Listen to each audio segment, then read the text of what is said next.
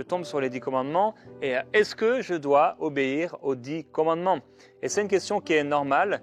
Quand on découvre le Seigneur, on se pose la question, est-ce que je dois obéir au commandement du sabbat? Est-ce que je dois obéir au commandement des statuts? Parce que pour construire une doctrine, il faut aller voir tous les passages qui parlent de cette doctrine et il faut pouvoir voir dans l'Ancien Testament, oui, ce qu'il en était, mais également dans le Nouveau Testament, la Nouvelle Alliance et particulièrement depuis la résurrection du Seigneur Jésus-Christ. Après avoir étudié tout ça, on peut comprendre 1.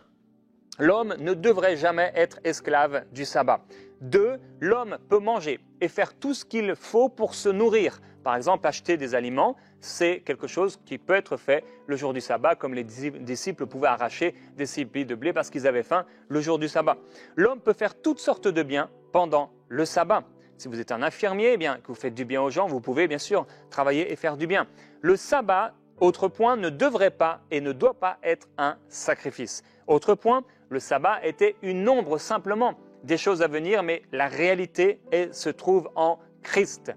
Autre point et dernier point, on ne devrait pas accepter le jugement de quiconque, d'une personne qui nous jugerait sur la façon dont nous vivons ou pas le sabbat. Alors, dans cette vidéo, nous allons analyser l'enseignement de Jérémy Soudril de EMCI TV et nous allons exposer pourquoi ce soi-disant leader spirituel conduit son troupeau vers la rébellion ouverte, le péché et potentiellement la condamnation. Maintenant, pour vous qui regardez, j'imagine que 99% d'entre vous seront offensés par ma vidéo, mais je vous mets au défi. Si vous êtes si sûr que cet homme a raison dans son enseignement et que j'ai tort, alors vous ne devriez avoir aucun problème à regarder cette vidéo jusqu'à la fin, car vous détenez sûrement la vérité et pouvez facilement démanteler mes arguments. Continuons donc à regarder, je regarderai avec vous, et je mettrai sa vidéo en pause ici et là pour réfuter ses faux enseignements, et je corrigerai cet homme à l'aide des Écritures. Je le ferai principalement à l'aide du Nouveau Testament, pour montrer à cet homme qu'il a complètement tort, et qu'après la mort et la résurrection de Jésus-Christ, ou de son vrai nom hébreu, Yahushua le Messie, tous les disciples observaient et étaient censés continuer à observer le sabbat, le 7e jour, exactement comme le commandent les Écritures. Non pas de la manière dont les pharisiens l'interprétaient, mais de la manière dont Yahvé le Père l'avait commandé. Commençons. Je tombe sur les 10 commandements et est-ce que je dois obéir aux 10 commandements? Et c'est une question qui est normale. Quand on découvre le Seigneur, on se pose la question, est-ce que je dois obéir au commandement du sabbat? Est-ce que je dois obéir au commandement des statuts? Et c'est normal. Donc on va lire ensemble ce que sont ces 10 commandements, plus précisément les 10 paroles, donc dans Exode au chapitre 20. 4e commandement, souviens-toi du jour de repos, c'est le jour de l'Éternel pour le sanctifier. Tu travailleras donc 6 jours et tu feras tout ton ouvrage, mais le 7e jour, c'est le jour de repos de l'Éternel ton Dieu. Là, tu ne feras aucun ouvrage, ni toi, ni ton fils, ni ta fille, ni ton serviteur, ni ta servante, ni ton bétail, ni l'étranger qui est dans tes portes, parce qu'en 6 jours, l'Éternel a fait les cieux, et le 7e jour, il s'est reposé. Le 7e jour, c'est pourquoi l'Éternel a béni le jour de repos et l'a sanctifié. Mais en réalité, en tant que chrétien, il n'y a qu'un seul commandement qui pose vraiment problème, parce qu'avec les autres, on est tous d'accord, ou presque en tout cas, c'est le commandement du sabbat, c'est le 4e commandement, et c'est l'un des deux d'ailleurs qui est le plus expliqué dans ce passage. Et on va voir donc, répondre à cette question, est-ce qu'on doit respecter le sabbat? Et on parlera aussi du fait, est-ce qu'on doit respecter bien sûr les 9 autres commandements. Alors, le commandement du sabbat, et avant de savoir si on doit respecter le commandement du sabbat, on va relire un peu ce qu'il dit. Alors, 1, il dit, souviens-toi du jour du sabbat pour le sanctifier. Deuxièmement, donc ce jour ne devrait pas être comme tous les autres jours, selon ces paroles, ça doit être un jour consacré. On a lu, tu travailleras 6 jours et le 7e jour, tu te reposeras, donc tu feras ton ouvrage pendant les 6 jours et le 7e jour, il y avait cette ordonnance de ne faire aucun ouvrage, ni toi, ni ton fils, ni tous tes animaux, ni tes servants, donc tes employés, qu'aucun ne fasse son ouvrage parce que le Seigneur a créé la terre en 6 jours, la terre, la mer, et le 7e, il s'est reposé. Donc quelque part, nous ne sommes pas plus forts que Dieu pour n'avoir pas besoin de nous reposer. Donc aucun ouvrage ne doit être fait le jour du sabbat, c'est un jour de repos selon en tout cas la loi. Et ce mot ouvrage a un sens assez large, de ne faire aucun ouvrage. Il pouvait convenir au fait de jardiner, de créer, de travailler, de construire, de réparer quelque chose. Par exemple, on trouve dans Exode chapitre 12, donc un petit peu plus tôt, on trouve « On ne fera aucun travail », c'est le même terme ici de travail, ouvrage, ces jours-là, vous pourrez seulement préparer la nourriture de chaque personne. Alors, pour comprendre ce commandement aujourd'hui, on se doit de lire ce que le Seigneur Jésus a dit à son sujet donc dans le Nouveau Testament. Dans Matthieu chapitre 12, dans Marc chapitre 2, il est écrit par exemple, Jésus traversait des champs de blé le jour du sabbat et ses disciples qui avaient faim se mirent à les arracher. Et les pharisiens, voyant cela, ils vont dire, mais voici tes disciples font ce qui n'est pas permis de faire le jour du sabbat. Selon la Torah, tous les 7 ans, la terre doit entrer dans une année de repos appelée Shemitah. Il est écrit, pendant 6 années tu sèmeras ton champ, tu tailleras ta vigne et tu en recueilleras le produit. Mais la 7e année sera un sabbat, un repos complet pour la terre, un sabbat pour l'Éternel. Tu ne sèmeras pas ton champ, tu ne tailleras pas ta vigne. Ce que la terre produit pendant son sabbat vous servira de nourriture, à toi, à ton serviteur, à ta servante, à ton journalier, à l'étranger qui réside chez toi. Lévitique 25, 3 à 6. Ce passage montre que ce qui pousse naturellement peut être consommé librement et que le fait de le cueillir n'est pas considéré comme du travail. De plus, la Torah ordonne de ne pas moissonner les coins des champs afin que les pauvres et les étrangers puissent y glaner. Quand vous ferez la moisson de votre terre, tu ne moissonneras pas jusqu'au bout de ton champ, et tu ne ramasseras pas ce qui reste à glaner. Tu laisseras cela aux pauvres et à l'étranger. Lévitique 19, 9 à 10. Ainsi, lorsque les disciples de Yahushua cueillent des épis de blé le jour du sabbat, Matthieu 12, 1 à 8, ils ne transgressent pas la Torah, mais les traditions humaines ajoutées par les anciens. Yahushua leur répond en citant l'exemple de David et en affirmant que le Fils de l'homme est maître du sabbat. La Torah interdit explicitement d'ajouter ou de retrancher à ses commandements. Vous n'ajouterez rien à ce que je vous commande, et vous n'en retrancherez rien. Vous garderez les commandements de l'Éternel votre Dieu. Deutéronome 4, 2. Yahushua est venu, entre autres, pour amener les gens à l'observance authentique de la Torah, dépouillée des traditions humaines qui l'avaient obscurcie. Ce système religieux, déjà bien établi au 1er siècle, est encore visible aujourd'hui dans certaines pratiques juives fondées sur le Talmud, qui contient de nombreuses interprétations et règles ajoutées à la loi divine. Mais là, Jésus va corriger leur interprétation et il va dire, si vous saviez ce que cela signifie, eh bien, je prends plaisir à la miséricorde et non au sacrifice, vous n'auriez pas condamné des innocents. Et là, Jésus va dire une parole étonnante. Il va dire, ce n'est pas l'homme qui a été créé pour le sabbat, mais c'est le sabbat qui a été créé pour l'homme. Dire que le sabbat a été fait pour l'homme signifie que l'homme peut faire ce qu'il veut des commandements est une interprétation erronée et trompeuse. Cette lecture dénature le sens profond de la parole de Yahushua, qui ne remettait pas en cause la validité du sabbat, mais dénonçait les traditions humaines qui l'avaient alourdi. Le sabbat est un don divin, institué pour le bien de l'homme, mais cela ne signifie pas que l'homme peut en modifier les règles selon ses désirs. Yahushua lui-même affirme clairement dans Matthieu 5, versets 17 à 19, « Ne croyez pas que je sois venu pour abolir la loi ou les prophètes, je suis venu non pour abolir, mais pour accomplir. Car je vous le dis en vérité, tant que le ciel et la terre ne passeront point, il ne disparaîtra pas de la loi un seul iota ou un seul trait de lettre, jusqu'à ce que tout soit arrivé. Celui donc qui supprimera l'un de ces plus petits commandements et qui enseignera aux hommes à faire de même sera appelé le plus petit dans le royaume des cieux. Mais celui qui les observera et qui enseignera à les observer, celui-là sera appelé grand dans le royaume des cieux. » Ce passage montre sans ambiguïté que Yahushua respecte et enseigne la Torah dans son intégrité. Il ne donne aucune autorisation pour la modifier ou l'adapter aux préférences humaines. Ainsi, utiliser sa parole pour justifier une liberté totale vis-à-vis des commandements est non seulement infidèle à son enseignement, mais aussi contraire à l'esprit même de la Torah. Mais en fait, on voit que dans les évangiles et dans la vie du Seigneur, il venait vraiment contrer ces commandements ou cette interprétation des commandements qui étaient donnés, exigés par les pharisiens.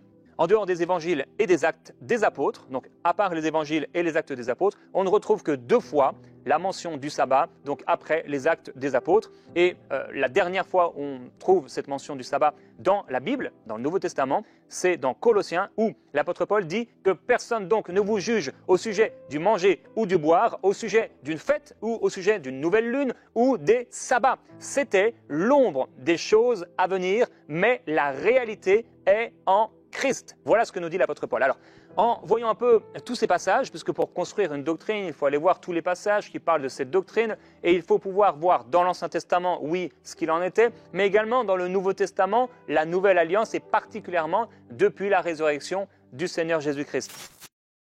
C'est drôle que Jérémie dise ici que nous devons examiner tous les versets pour établir une doctrine. Et pourtant, que fait-il? Il fait exactement le contraire. La raison pour laquelle Jérémie évite ici de se référer aux 4 évangiles et au livre des Actes, c'est qu'il sait très bien que son interprétation du verset de Paul qu'il vient de citer peut être complètement réfutée à l'aide des évangiles et du livre des Actes. Nous allons faire quelque chose que Jérémie ne fait pas ici, et nous allons examiner le contexte, car lorsque nous étudions les lettres de Paul, nous devons examiner le contexte très attentivement. Pourquoi?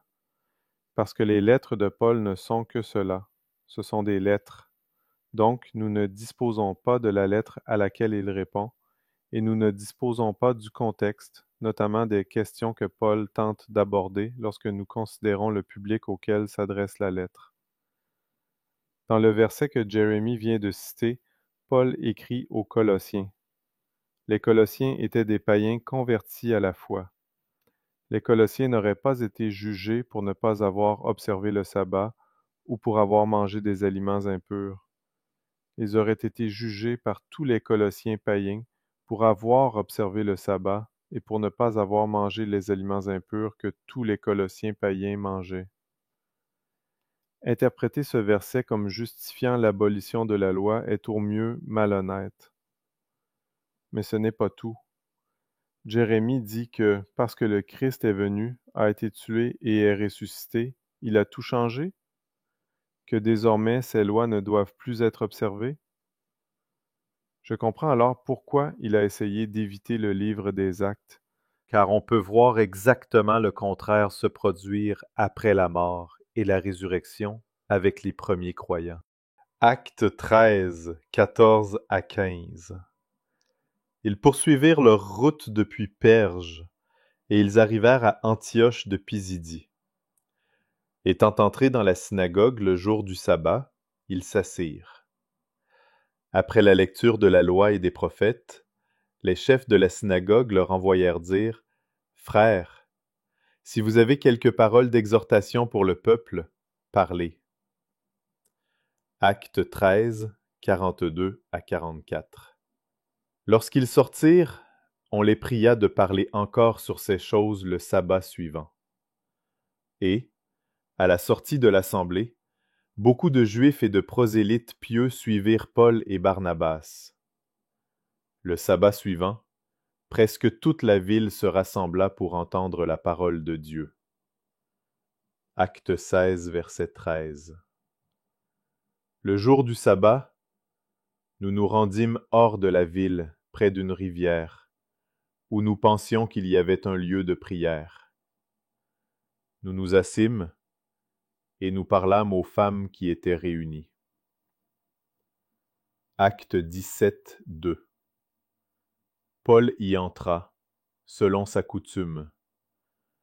Pendant 3 sabbats, il discuta avec eux, d'après les Écritures. Acte 18, 4. Paul discourait dans la synagogue chaque sabbat, et il persuadait des Juifs et des Grecs. Tous ces exemples où Paul observe le sabbat ont lieu après la résurrection du Messie. Donc son argument selon lequel la soi-disant nouvelle alliance annulerait la loi est complètement faux. Regardez comme c'est clair. Acte 21, 18-24. Le lendemain, Paul se rendit avec nous chez Jacques, et tous les anciens s'y réunirent. Après les avoir salués, il raconta en détail ce que Dieu avait fait au milieu des païens par son ministère. Quand ils l'eurent entendu, ils glorifièrent Dieu. Puis ils lui dirent, « Tu vois, frère, combien de milliers de Juifs ont cru, et tous sont zélés pour la loi. Or, ils ont appris que tu enseignes à tous les Juifs qui sont parmi les païens à renoncer à Moïse, leur disant de ne pas circoncire les enfants et de ne pas se conformer aux coutumes. Que faire donc? Sans aucun doute la multitude se rassemblera, car on saura que tu es venu. C'est pourquoi, fais ce que nous allons te dire. Il y a parmi nous 4 hommes qui ont fait un vœu. Prends-les avec toi, purifie-toi avec eux, et pourvois à leurs dépenses, afin qu'ils se rasent la tête. Et ainsi, tous sauront que ce qu'ils ont entendu dire sur ton compte est faux, mais que toi aussi tu te conduis en observateur de la loi.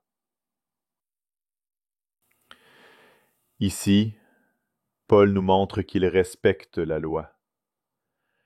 Il montre à tous ceux qui ont entendu de fausses rumeurs à son sujet qu'il n'a jamais prêché contre la Torah de Moïse, mais qu'il respectait lui-même la loi.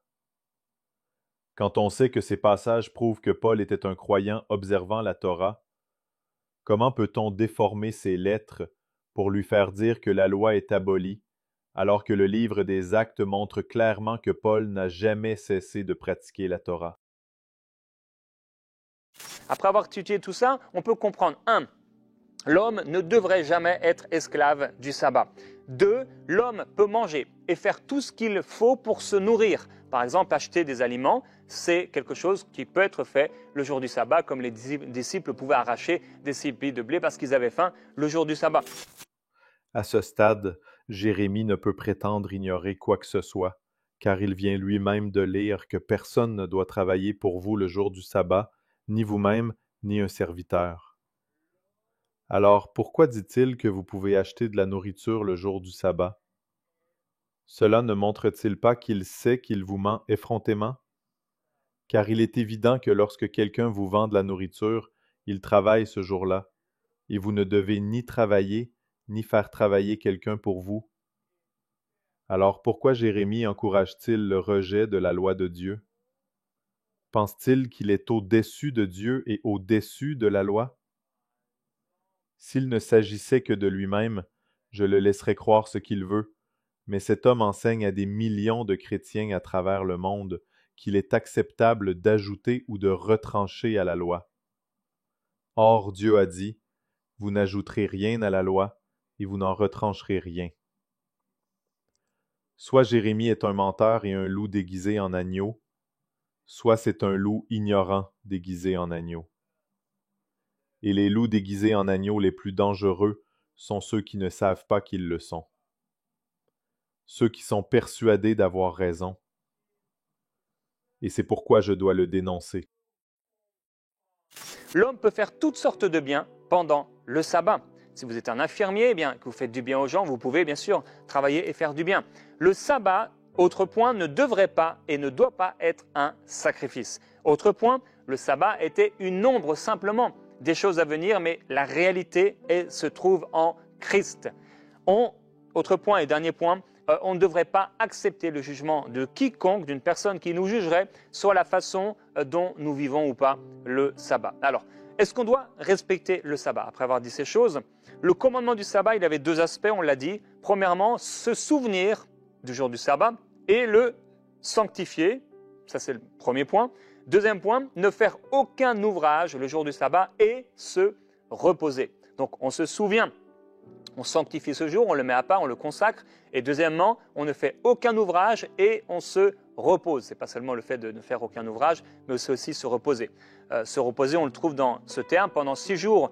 Par exemple, dans Exode 23, pendant 6 jours, tu feras ton ouvrage, mais le 7e jour, tu te reposeras afin que ton bœuf et ton âne aient du repos, afin que le fils de ton serviteur et l'étranger reprennent leur souffle. Alors, personnellement, je crois que nous devons obéir aux principes du sabbat, mais non au commandement. Voilà, mes amis, Il a au moins été honnête à ce sujet. Il ne veut pas que ses disciples respectent le commandement. Le 4e commandement. Peut-on être plus clair? 1 Jean 2,4. Celui qui dit « Je l'ai connu » et qui ne garde pas ses commandements est un menteur, et la vérité n'est point en lui. Ce faux enseignant, ce faux prophète, s'écarte du commandement. Il dit que vous ne devriez pas obéir au commandement. Le sabbat, le 4e commandement. Nous ne parlons pas ici des lois alimentaires, même si elles sont toujours valables, tout comme le reste de la Torah. Mais nous parlons du 4e commandement. Quelle honte! Bien sûr, au-delà de chaque commandement, il y a un principe qui doit également être pris en considération. Mais cela n'annule pas les commandements. Le sabbat lui-même a été déclaré comme un signe pour le peuple de Dieu, afin de proclamer à jamais aux nations que nous lui appartenons. Je crois aussi qu'on devrait respecter donc le principe du sabbat, qu'un jour dans la semaine devrait être consacré à Dieu. Je crois personnellement que les débats théologiques sur le jour précis du sabbat, c'est le samedi, c'est le dimanche, sont tout à fait inutiles et un retour réel à la loi. Oui, c'est un retour à la loi, car le mot repentance signifie retourner. Et nous avons tous besoin de nous repentir de nos péchés. Et qu'est-ce que le péché? 1 Jean 3,4 Quiconque pêche transgresse la loi, et le péché est la transgression de la loi. Jérémie ici peint revenant à la loi comme à une mauvaise chose, alors qu'en réalité, nous sommes maudits et condamnés pour avoir enfreint la loi. Voyez-vous à quel point cet enseignant est dangereux pour le corps du Messie?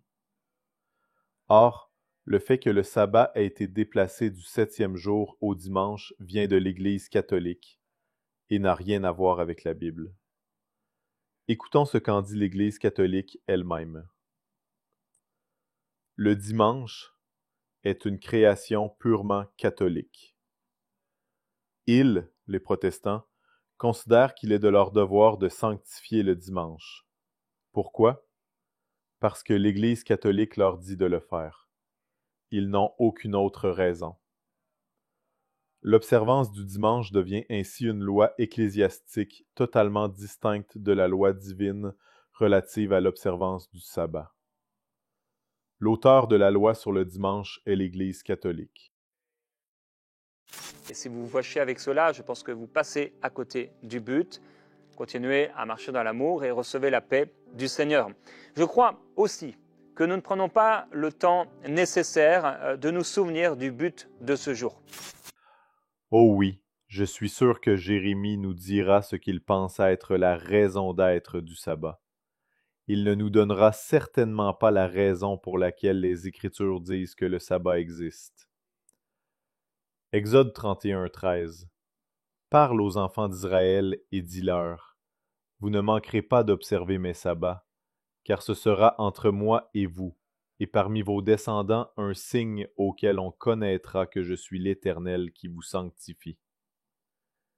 Et aussi ici, Deutéronome 5:15 Tu te souviendras que tu as été esclave au pays d'Égypte, et que l'Éternel ton Dieu t'en a fait sortir à main forte et à bras étendus.